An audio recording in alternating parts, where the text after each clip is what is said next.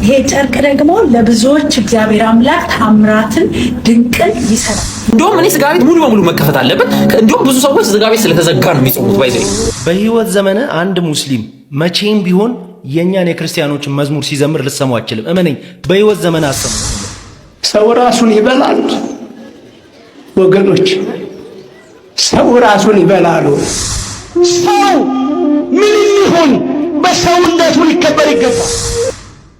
ሰላም ጤና ይስጥልኝ። እንዴት አላችሁ? እንዴት ቆያችሁ? እንደተለመደው የተለያዩ ዝግጅቶችን ይዤ መጥቻለሁ። ተከታተሉኝ ዘንድ በአክብሮት እየጋበዝኩ ላይ በማድረግ ትጀምሩ ዘንድ በትህትና ጠይቃለሁ። እስቲ አጠር ካሉ ቪዲዮዎችን ጀምር። ምስጋና ነው እንግዲህ እኛ አባት እንዲህ ህመማቸውን ችለው እግዚአብሔርን እያመሰግኑት ነው። እንግዲህ ስንቶቻችን ነን በሙሉ ጤንነት ላይ ሆነን እግዚአብሔርን እያመሰግንን ያለን?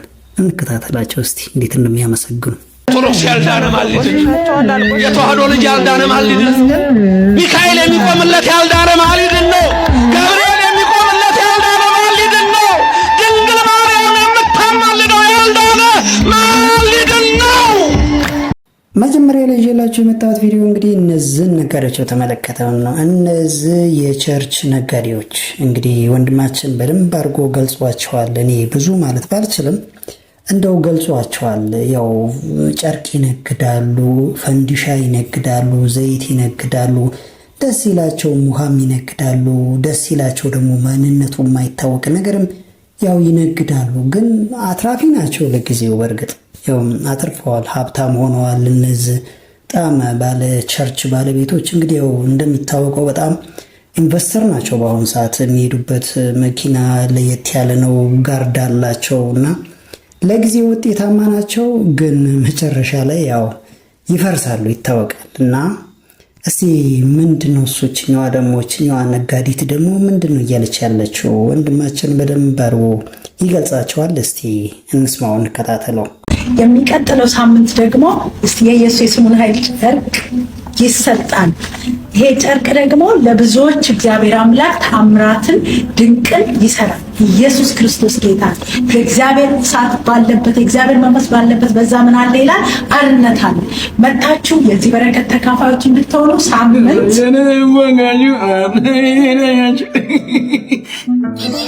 እንደ ጴንጤ ደፋርኩኝ። ሰማችሁ ምን እንዳለች? ሰማችሁ አይደል? ጨርቁ ነው ይዘው ምን እንዳለች? የድፍረት ሁሉ ድፍረት እኮ ጌታን ድፍረት የኢየሱስ የስሙ ኃይል እስቲ የኢየሱስ የስሙን ኃይል ጨርቅ ይሰጣል። እናንተ ነግዱ። ገቢዎች የማያውቃችሁ ነጋዴዎች እኮ ናችሁ እናንተ። ወንድማችን በደንብ አድርጎ ገልጿቸዋል። እንግዲህ ገቢዎች የማያውቋችሁ ነጋዴዎች። እንግዲህ ነጋዴ ግብር ይከፍላል፣ እነዚህ ግብር አይከፍሉም።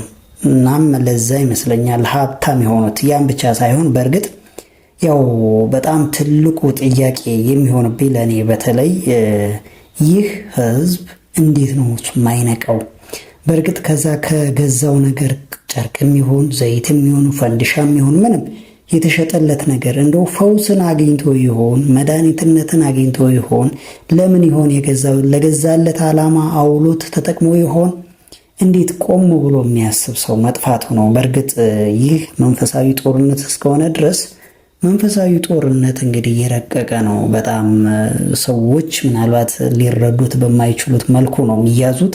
ስለዚህ ከዛ አንጻር ይሆናል። ለማንኛቸውም ከዚህ ስርዓት ውስጥ ያሉት እግዚአብሔር እንደው መፈታቱን ያድላቸውና ይፈቱና ነፃ የሆኑን ዘንድ እንግዲህ ይመኛለሁ። እንደውም እኔ ስጋ ቤት ሙሉ በሙሉ መከፈት አለበት። እንደውም ብዙ ሰዎች ስጋ ቤት ስለተዘጋ ነው የሚጾሙት። ባይዘይ ስለዚህ ትክክለኛ የሚጾሙ ሰው ይጾም። እናንተ ስለጾማችሁ እንዴ አጾጾሙ ብዙ ሰው ልክ አይመስለኝም። አጾጾሙ አንዳንዴ የምትጾሙ ሰዎች በጣም የማይጾሙ ሰዎችን አቢዩዝ ታደርጋላችሁና ጾምማ አይደለም የእናንተ ብዬ ወስዷል። አንደኛ ነገር ስጋ ቤቱን የሚከፍተው ሰውዬ ቢካ ያለበት ልጆች ያሳድጋል ማለት እዳ ውስጥ ይሆናል ምናምን በቃ የመጨረሻ ለሱም ከባድ ይሆናል። አንደኛ ነገር ማለት ነው ስፔሻሊ ክርስቲያን ከሆነ ማለት ነው። ሲቀጥል ደግሞ የማይጾም ሰው አለ ከ7 ዓመት በታች ያሉ ህጻናቶች ያለ መጾም መብት ስላላችሁ ይበላሉ አይደል? በየጊዜውና በየዘመኑ የሚገጥሙ ፈተናዎች እንግዲህ ብዙ ናቸው። በተለይ ቤተክርስቲያንን የሚፈትናት ፈተና እዚህ ጋር ደግሞ መጣ። ዘመኑ የተለየ ነው። ስለዚህ አሁን የስጋ ቤቶች ለምን ይዘጋሉ? ምናልባት የስጋ ቤት ባለቤቱ ቤቱን ተከራይቶት ሊሆን ይችላል፣ ልጆች ሊኖሩት ይችላል። ስለዚህ ኑሮ ሊከብደው ይችላልና ለምን ነው እሱ የሚዘጋው? መዘጋት የለበትም። እንደውም ስለተዘጋ ብቻ ነው ጾምም ያለው። ይህ ደግሞ ፍትሐዊ አይደለም ነው እያለን ያለው። እንግዲህ ጾም በነገራችን ላይ ሰው የሚጾመው ለራሱ እንጂ ነፍሱን ለማዳን እንጂ ለሰዎች አይደለም። ስለዚህ ስጋ ቤቶች ይዘጉ ብላ አላዘዘችም ቤተክርስቲያን። ሲጀመር አዛም አታውቅም። ያው ባይ ዲፎልት ጿሚ ስለሆነ ሰው፣ ስለዚህ ያ ደንበኛ ያው ተመጋቢ ስለሌለው ይዘጋል እንጂ ይሄ ይዘጋ ያይከፈት አይደለም ቤተክርስቲያን የምትለው። ግን ዋናው ነገር እዚህ ጋር ትልቁ መሰረት ተከፈተ ተዘጋ አይደለም። ሰው ነፍሱን ለማዳን ይጾም ይጸልይ እንጂ የምትለው አንተ ተደብቀህም እኮ ልትበላ ትችላለህ። ተደብቀህም ብዙ ነገር ልታረግ ትችላለህ። ሰውን አይደለም መደበቅ ወይንም ደግሞ ራስህን መሸወን ነው። ስለዚህ እንዲህ የጾም ምሳሌው እኮ ጠፋን እኮ። አሁን እንዲህ ጾም ማለት ምንድነው? ሷር ወንድሜ፣ ለማንኛቸውም ይሄኛው ወንድማችን ደግሞ መልሱን ይመልስለታል ሰፋ አድርጎ። እንከታተለው። ይኸውልህ ወንድሜ ማትሪክስ፣ አንተ ይሄንን ስትናገር ፍትሐዊ ልሆን ከሚል አንጻር ነው። ግን ቤተክርስቲያን ይሄንን ስርዓት ስታስቀምጥ ፍትሐዊ ሳትሆን ቀርታ አይደለም። በነገራችን ላይ ክርስቲያን ስንባል ከስጋችን ይልቅ ለነፍሳችን ማድላት እንዳለብን ቤተክርስቲያን ታስተምረናለች። እንዲሁም ደግሞ ክርስቲያን በመሆናችን ብቻ ግዴታ ልናደርጋቸው የሚገቡ ነገሮች አሉ። ከነዚህ መካከል አንዱ ጾም ነው። ጾምም ሲባል ደግሞ በሁለት ይከፈላል። የመጀመሪያው በፈቃዳችን የምንጾመው ጾም ነው። ቤተክርስቲያን አታስገድደንም። በዛን ሰዓት የሚጾም ሰው የማይጾም ሰው መንቀፍ አይችልም። በነገራችን ላይ ሁለተኛውን የጾም አይነት ስናነሳ ግዴታ ክርስቲያን የተባለው ሁሉ ሊጾም የሚገባው ጾም ነው። ክርስቲያን መሆኑን በምንድን ነው የሚገልጠው ከተባለ በዚህ ጾም ነው። ይሄ ጾም ደግሞ ግዴታ መጾም ያለብን ጾም ነው። እነዚህም ሰባቱ አጽዋማት ይባላሉ። ከሰባቱ አጽዋማት መካከል ደግሞ ዋነኛው ጌታችን መድኃኒታችን ኢየሱስ ክርስቶስ የጾመው ጾም ደግሞ ይሄ አብይ ጾም፣ ትልቁ ጾም በመባል ይታወቃል። በዚህ ጾም ጊዜ ታዲያ ክርስቲያን ተብሎ ምንም ያህል ቢቸገር ለምን እንዲህ ያደርጋል የሚል ጥያቄ ማንሳት አለብን። ችግር የለውም የታመመ ሰው ቢኖርስ፣ ህፃናት ቢኖርስ፣ እንደዚህ አይነት ንግግሮች ለዘብተኛ ክርስቲያኖች እንዲፈጠሩ እያደረገ ነው። ለዘብተኛ ክርስቲያን ደግሞ ለቤተክርስቲያን የማያስብ ለስጋው ለሆዱ ብቻ የሚያደላ ክርስቲያን ነው። ወንድማችን ቃላት ያሰማልን። እንግዲህ ዘርዘር ያለና ሰፋ ያለ መልስ ነው ለዚህ ስጋ ቤቶች መከፈት አለባቸው ብሎ ላለ ወንድማችን። እንግዲህ ስጋ ወንድማችን በእርግጥ ሰፋ ያለ ነው መልስ የሰጠው። እኔ ባጭሩ ስጋ አንድ ትኩረት ሊሰጥበት ይገባል የምለውን ነጥብ ለማንሳት ያህል ወንድማችን እያለ ያለው ይህ መልስ እየመለሰ ያለው ማለት ነው ቤተ ክርስቲያን ስጋ ቤቶች እንዲከፈቱ አትፈቅድም የሚል አንድምታ ያለው ንግግር ነው ያቀረበው።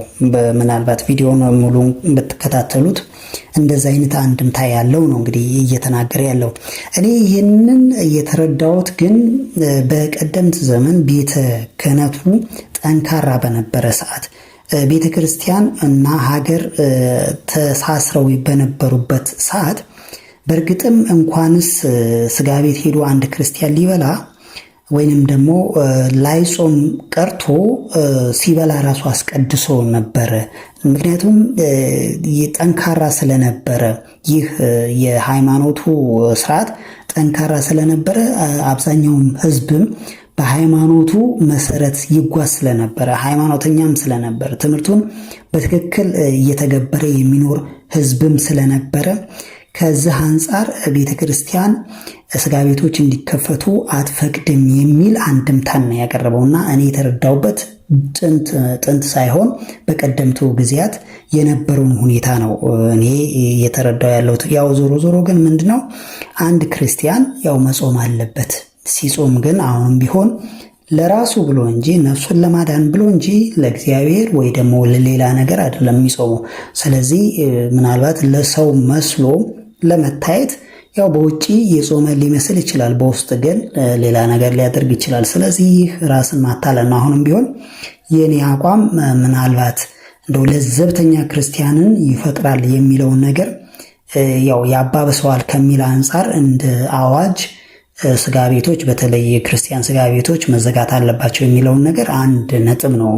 ከዚህ በኋላ መሆን የሚችል ከሆነ እሱ አንድ ነጥብ የሚካሄድበት ይሆናል። ከዛ ውጭ ግን ሰው እኮ በውጭ ጿሚ ሊመስል ይችላል፣ በውስጥ ግን ያው ላይጾም ይችላል። ስለዚህ የግድ ስጋ ቤት ሄዶ ስጋ መመገብ ወይንም ደግሞ ሌላ ነገር ማድረግ ላይሆን ይችላል። ስለዚህ በቤቱ ሌላ ነገር ሊያደርግ ስለሚችል በአዋጅ ተነገረ መጾም አለበት ወይ ደግሞ መዘጋት አለባቸው ስጋ ቤቶች ትርጉም የለውም። በህይወት ዘመነ አንድ ሙስሊም መቼም ቢሆን የኛን የክርስቲያኖችን መዝሙር ሲዘምር ልሰማው አችልም። እመነኝ፣ በህይወት ዘመነ አሰማው ነው ማለት። በዚህ ነገር ደግሞ አፕሪሼት አድርጋቸዋለሁ። የእነሱ ጾም በመጣ ቁጥር ግን አንዳንድ ክርስቲያን እህት ወንድሞች ግን እንደዚህ መንዙማ ወይም ደግሞ የእነሱ መዝሙር እየሰራችሁ ቪዲዮ የምትለቁ ሰዎች ለእናንተ መናገር የምፈልገው ነገር አለ። የምታመልኩትን አምላክ ክርስቶስን ወይም ኢየሱስን እነዚህ ሰዎች አምላክ አይደለም ብለው ስለሚያምኑ መቼም ቢሆን ለሱ ዝማሬ ያቀርቡ። እናንተም ደግሞ እነሱ የሚያመልኩትን አምላክ አይደለም ብላችሁ ነው የምታምኑት፣ ግን ምስጋናና አምልኮ ታቀርቡለታላችሁ። ይህ ነገር እንግዲህ ትሬኒንግ ሆኖ ቆየት ብሎ ነበር ሰሞኑን በተለይ እና በእርግጥ እንደዚህ አይነት ነገሮች ዛሬ ላይ ነው እንደ የጀመሩት የሚለው አንድ ጥያቄ ነው። ዛሬ ላይ አልጀመሩም፣ ያው እንደሚታወቀው ግን ዛሬ ላይ እንዴት እንደዚህ ወጣ ብለው መጡ ነው።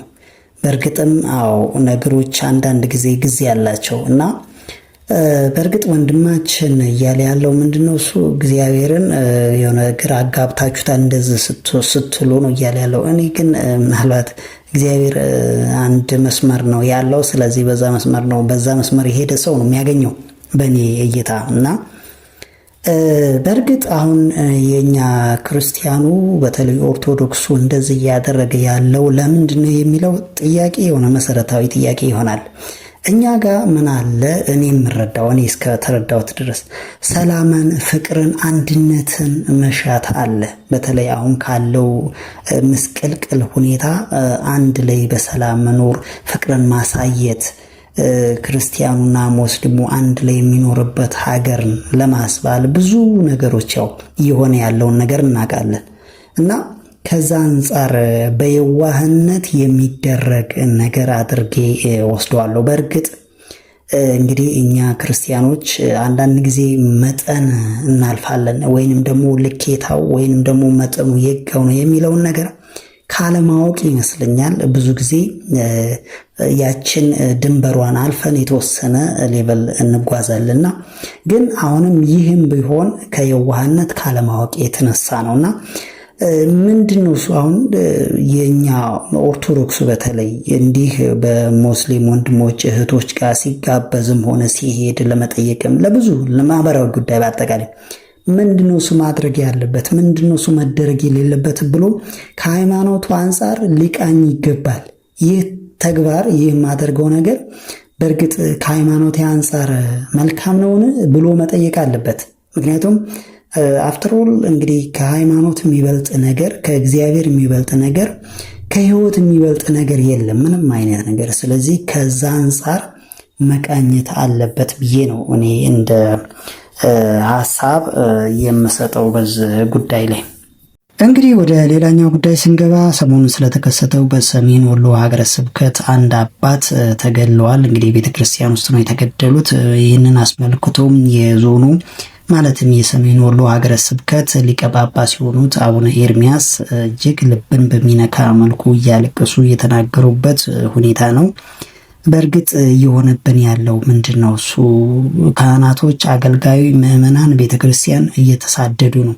እንግዲህ በተለያዩ የሀገሪቷ ክፍል ኦርቶዶክስ ክርስቲያኖች እየተገደሉ ነው። እንደገና ደግሞ አሁን በዚህኛው በኩል ካህናቶች፣ ምዕመናን፣ አገልጋዮች፣ ዲያቆናት እንግዲህ እየተገደሉ ነው። ምንድነው እሱ እየሆነ ያለው? በእርግጥ እኛ ቤተክርስቲያን ላይ እየሆነ ያለው እየደረሰ ያለው መከራ ምንድነው? እስከ መቼ ነው?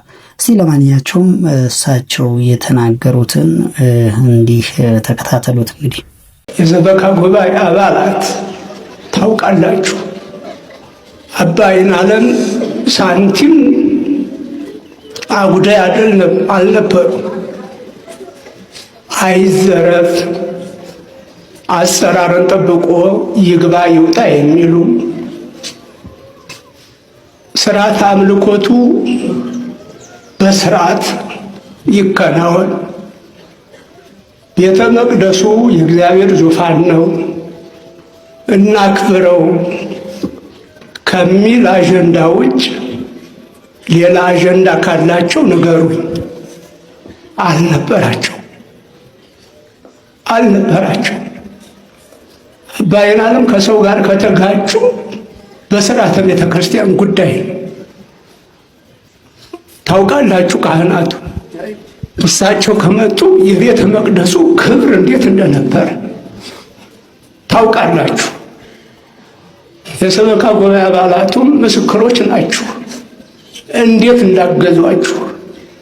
እንዴት እንዳገዟችሁ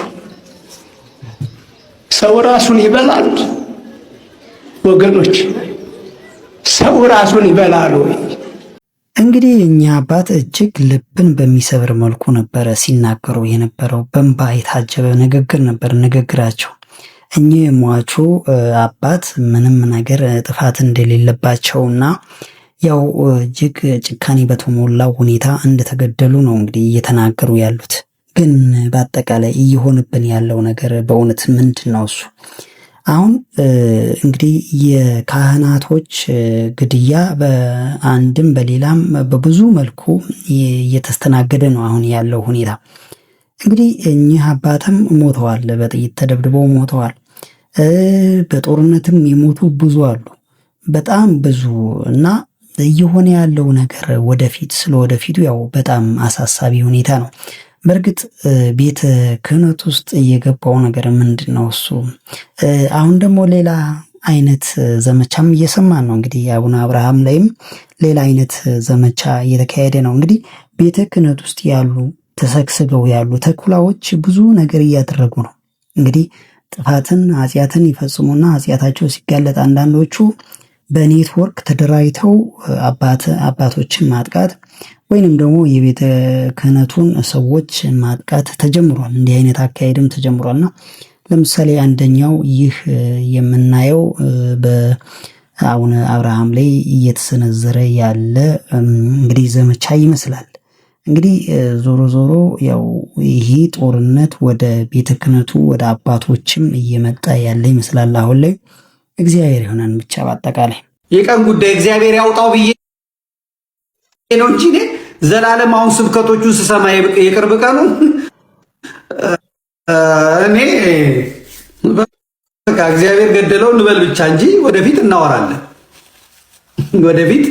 እናወራለን። እኔ ቀኝ ትከሻዬን ሸክኮኛል በእውነት። እንግዲህ እንደሚታወቀው ዘመድኩን በቀለ በማህበራዊ ፖለቲካዊና ሃይማኖታዊ ጉዳዮች ላይ ጠንከር ያሉ ሀሳቦችን በማንሳት የምናውቀው ነው። ዛሬ ላይም የመምህሩ አሟሟት ያጠራጥረኛል በሚል ርዕስ እንግዲህ ዝርዝር ሁኔታዎችን ባይሄድባቸውም ብዙ ነገሮችን ሀሳቦችንም አንስቷል። ግን ዋናው ነገር እሱ ሳይሆን መምህሩ ወደ መጨረሻ እድሜያቸው አካባቢ ላይ ያስተማሩት ትምህርት ምን አይነት ነበር የሚለው ትኩረቴን ስቦኛል። እስቲ ትከታተሏቸው ዘንድ ጋበዝኩኝ። የዘላለም ሞት አሁን ስብከቶቹን ስሰማ አትግደሉን፣ ለምንድን ነው ፂም ያላቸው አባቶች የሚገደሉት? አትግደሉን እንኳን ማለት ወንጀል ሆነ። ገዳዮቹ በነፃነት ያለምንም ጠያቂ ይንቀሳቀሳሉ። ሰው ምን ይሁን በሰውነቱ ሊከበር ይገባል። ምንም ቋንቋ ይናገር፣ ጾታው ምን ይሁን፣ ምንም ሃይማኖት ይመን፣ በሰውነቱ መከበር አለበት። ሰው እኮ ክቡር የእግዚአብሔር ፍጡር እኮ። ነገር ግን ዛሬ አንዳንድ ሰዎች ከአራዊት ከፍተው በጠራራ ፀሐይ ንጹሃን ኢትዮጵያውያንን በተለይም የኢትዮጵያ ኦርቶዶክሳዊት ተዋሕዶ ልጆችን ማተባቸውን እያዩ መስቀላቸውን እያዩ አርደው እየጣሏቸው ነው ያሉት።